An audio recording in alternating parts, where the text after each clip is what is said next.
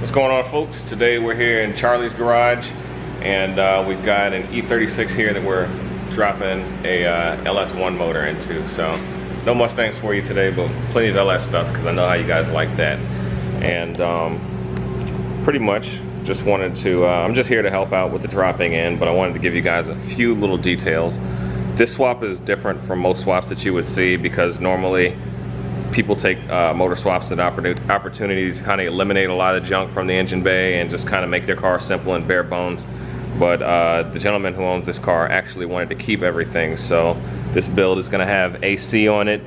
So the AC condenser is in there. He wanted to have ABS, so he ran all new ABS lines. And these are like the nickel copper lines. These things are really a lot easier to bend than the regular stuff. So this unit here, which is the ABS controller, was relocated from on that side, thanks to Charlie. All these wires were extended. This is a fancy Dorch connector that he used to extend the wires. The master cylinder is a stock master cylinder, and the brake booster is from a Mercedes because the original one is just too big.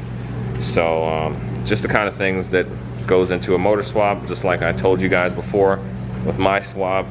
You know, every swap is kind of different. These are custom motor mounts from somebody, I don't remember who makes them.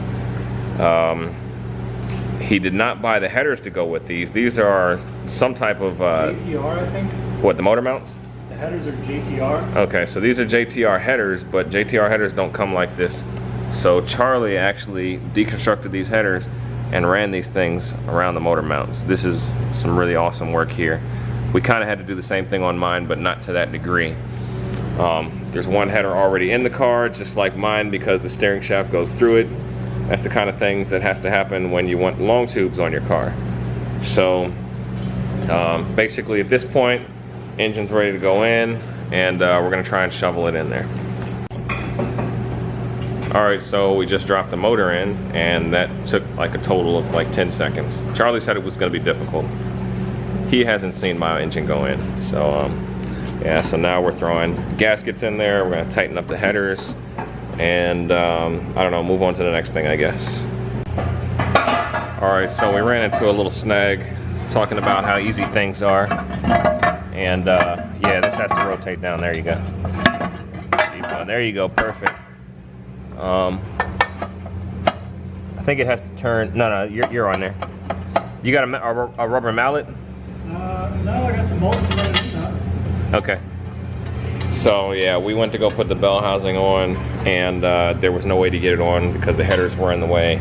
And we tried unbolting them and everything, and we had already wired up the engine and everything.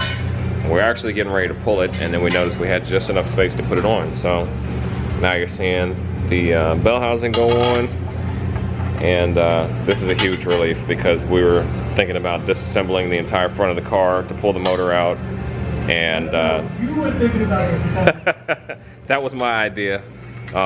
He wanted to drop the steering rack and the steering shaft, and just thinking about that on my car gives me nightmares, but we were able to get through that way. Here, let me take that. Yeah, there you go. All right, it's threading. I'll take that one. Good stuff. Good motor swap stuff. Forcing things to fit where they don't belong. Alright folks, so that's going to be it for this video. You guys may end up seeing this car back on the streets whenever it's done, but that's a little bit of a perspective of what goes into a motor shop. Thanks to Charlie for inviting us over. Anytime. And that's going to be it. Catch you guys next time.